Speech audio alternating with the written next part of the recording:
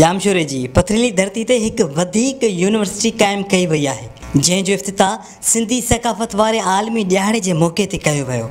University of art and culture जे नाले सां मुल्क में क़ाइमु थियल पहिरीं यूनिवर्सिटी जो इफ़्तिताह सिंध यूनिवर्सिटी जे अॻूणे वाइस चांसलर ऐं तालीमी माहिर मज़हरुल हक़ सिद्दीकी कयो। जामशोरो में Liaquat medical university, Sindh university ऐं मेहरान यूनिवर्सिटी जे तसलसल सां गुलशन शहबाज़ में ख़ूबसूरत कोहिस्तान वैली में क़ाइमु थियल university of art and culture जो इफ़्तिताह रिवायती इफ़्तिताही तक़रीबुनि खां हटी करे मियाँ नसीर फ़क़ीर जे फ़क़ीरनि ऐं हज़रत शाह अब्दुल लतीफ़ भिटाई जे फ़क़ीरनि खां दुआया नमूने सां राग ॻाराए कयो वियो। हिन मौक़े ते सहाफ़ियुनि सां ॻाल्हाईंदे तक़रीब जे सदारती महिमान मज़हरुल हक़ सिद्दीकी जो चवणु हो त ही सभिनी जी यूनिवर्सिटी आहे, पैसनि वारनि जी यूनिवर्सिटी न आहे, तमामु वॾनि माण्हुनि जी यूनिवर्सिटी कोन्हे। ही उहे माण्हू जिन सां आर्ट सां मुहबत आहे ऐं इहे इंस्टीट्यूशन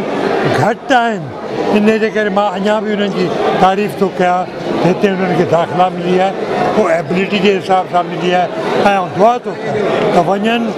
त आर्ट जो क़दुरु कनि ऐं ख़राबु न कनि आर्ट खे। जामशोरो में थियल चौथी ऐं मुल्क जी पहिरीं आर्ट एंड कल्चर यूनिवर्सिटी जे vice chancellor doctor Fatah Daud पोटे सहाफ़ियुनि सां ॻाल्हाईंदे चयो त हिन यूनिवर्सिटी जे क़ाइमु करण जो फ़क़ति हिकिड़ो ई मक़सदु आहे त सिंध या पाकिस्तान जेको इंडस वैली सिविलाइज़ेशन जे सीट ते वेठल आहे उन्हनि जी शिनाख़्त बम बारूद गोला फ़ौजूं